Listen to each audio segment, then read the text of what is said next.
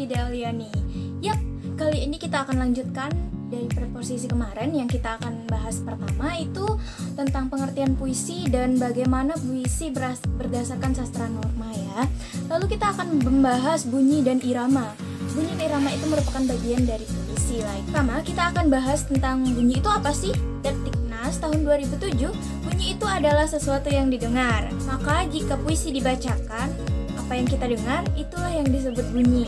Dalam puisi, bunyi memiliki dua peran. Yang pertama, bunyi memberikan makna. Yang kedua, bunyi berfungsi sebagai nilai estetik pada puisi. Dengan suasana bunyi tertentu, penikmat puisi bisa terbawa oleh suasana itu. Menurut teori simbiolisme, tugas puisi adalah mendekati kenyataan dengan cara tak usah memikirkan arti katanya, melainkan mengutarakan suara lagu, irama yang timbul karenanya, tanggap-tanggapan yang mungkin bangkit. Macam-macam ragam puisi itu ada 3. Yang pertama bunyi kakofoni, yang kedua ada ragam bunyi eufoni, yang ketiga ada ragam bunyi onomatope. Aspek bunyi itu ada 2, aspek inherent dan aspek rasional.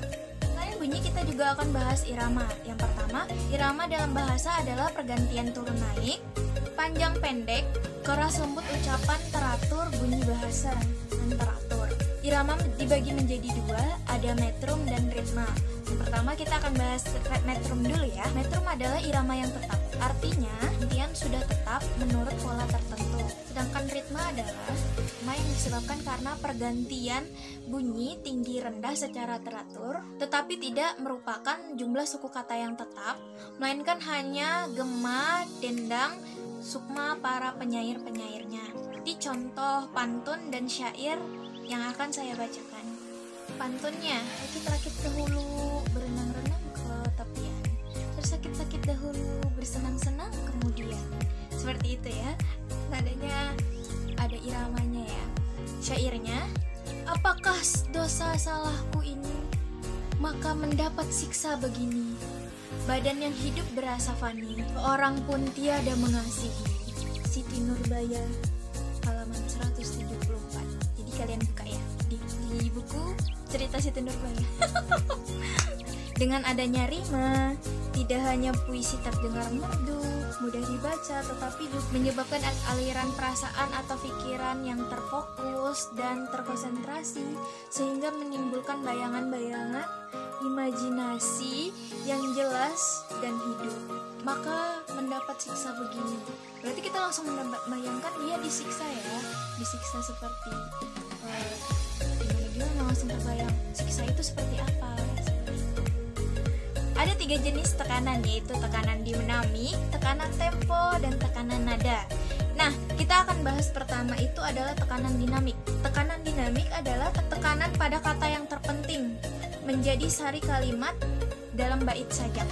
Misalnya nih, dalam puisi kemerdekaan ada kata Allahu Akbar. Biasanya itu ditekankan karena itu menandakan kita sangat bersemangat. Allahu Akbar kayak gitu. Ditekannya seperti itu, lebih tinggi sekali. Jadi kesannya itu sangat bersemangat, berenergi dan berapi-api gitu. Kedua adalah tekanan nada. Tekanan tinggi rendah, perasaan girang, gembira, perasaan marah, keheranan. Sedangkan perasaan sedih merendahkan suara. Untuk menyatakan tinggi rendahnya bunyi, dipergunakan tiltiras, yaitu do, re, mi, fa, sol, la, si, do. Lalu ada tekanan tempo. Nah, tekanan tempo ini cepat atau lambatnya pengucapan suku kata atau kalimat. Nah, bisa nih, kayak misalnya kita harus dipercepat.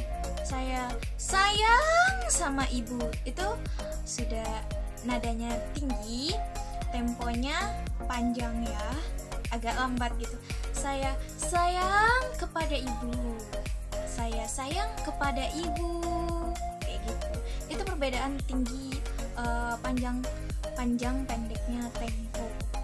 So, kita udah di penghujung acara, jadi saya akan bacakan sebuah kesimpulan yang saya dapatkan dari bunyi dan irama, yaitu jadi bunyi mengandung maksud estetik yang bisa terjadi pada lagu, melodi, irama, dan sebagainya.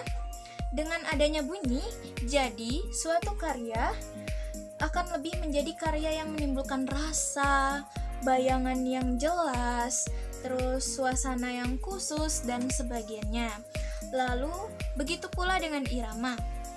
Dalam irama, suatu karya akan membuatnya teratur, dan adanya irama tersebut, jadi keduanya saling berfungsi untuk menciptakan sebuah karya, apalagi orang lain yang bisa merasakannya. So guys, aku mau minta pendapat kalian, bagaimana sih caranya supaya ketika kita membacakan puisi dan menyampaikan perasaan kita itu tersampaikan.